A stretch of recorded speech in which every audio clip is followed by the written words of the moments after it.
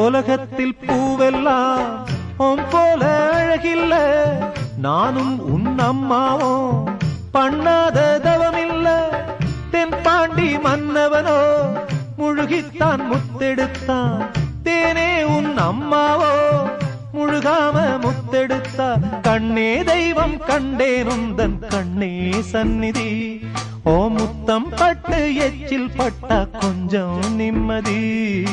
சின்ன சின்ன பூவே நீ கண்ணால் பாரு போதும்